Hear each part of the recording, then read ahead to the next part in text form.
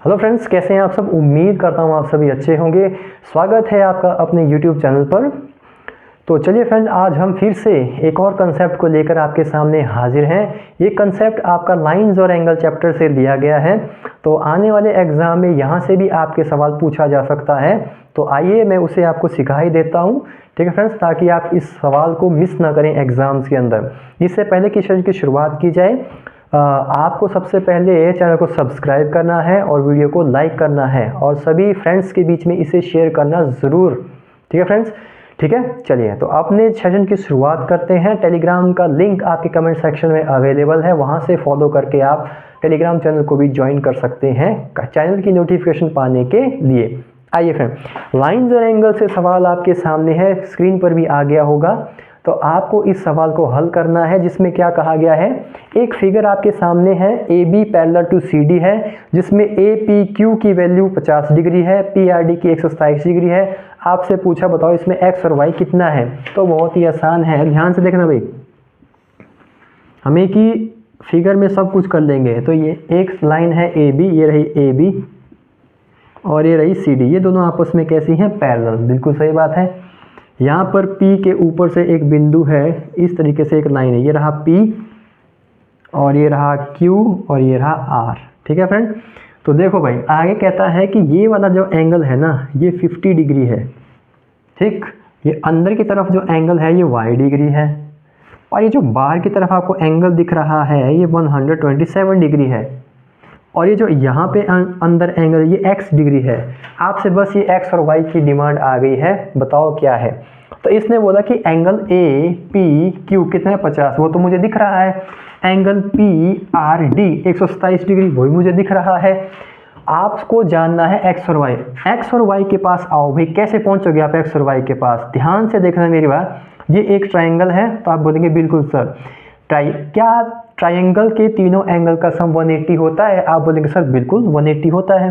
तो अगर ट्रायंगल्स के एंगल का सम 180 होता है तो उसको यहाँ पे यूज करो। तो उसको यहाँ पे क्या करो, यूज, ठीक है। तो x प्लस वाई, ये तीसरा एंगल तो पता नहीं है कितना है, x और y तो पता है, या x और y फॉर्मेट में लिखा है।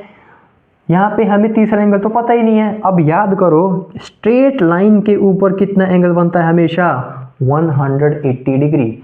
स्ट्रेट लाइन पर कितना एंगल बनता है, 180 डिग्री।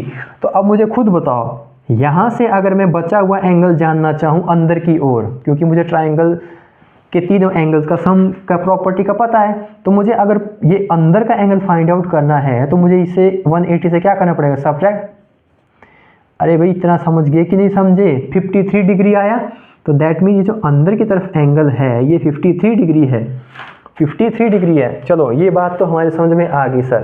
लेकिन अब यहाँ पर दिक्कत की बात ये है, x और y तो दोनों ही हमें पता नहीं है। आप बोलेंगे सर x और y तो हमें दोनों पता नहीं है, तो कैसे करेंगे। अब ध्यान से देखना, ये दोनों कैसी लाइनें हैं, पैरेलल लाइन है। और एक ही लाइन जो है दोनों को क्या कर रही है, एक एक P और Q पॉइंट पर कट कर रही है।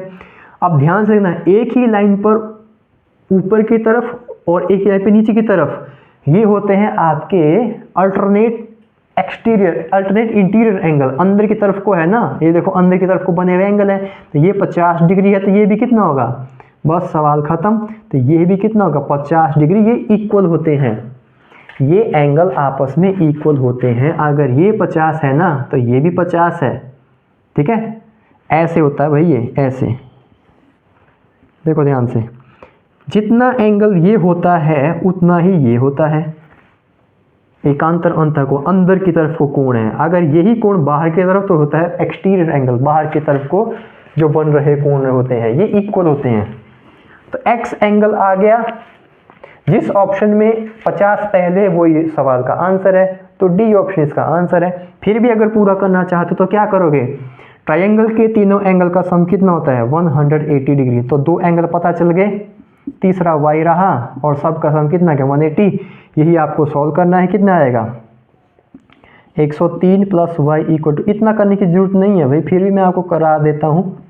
50 और 77 डिग्री इस सवाल का बिल्कुल सही आंसर है, जो कि ऑप्शन नंबर डी में है, ठीक है। एंगल्स की प्रॉपर्टी आनी चाहिए तभी इस सवाल को आप कर पाएंगे। आई होप आप इस चीज़ को समझ चुके होंगे। यहाँ पर सिर्फ एक बात ध्यान रखना, दो कंसेप्ट यूज़ किए, अगर दो पैरेलल लाइंस है और उनमें इस टाइप से कोई लाइन आती है, ये वाला एंगल इस वाले एंगल के क्या होता है, बराबर। अगर ये 1 है ये 2 है, दैट मीन्स एंगल 1 और एंगल 2 आपस में बराबर होते हैं। Concept number 1। Concept number 2, straight line पर हमेशा एंगल कितना होता है, 180 डिग्री। ये दो कंसेप्ट यूज किए हैं भाई यहाँ पे, ठीक है। स्ट्रेट लाइन पर कितना एंगल बनता है, 180 डिग्री का बनता है। आई होप आपको ये समझ आ चुका होगा। स्क्रीन पर एक और सवाल आपके मैंने दिया है, इसे करो ज़रा, इसे करो ज़रा, कितना आएगा इसका आंसर, ठीक है फ्रेंड।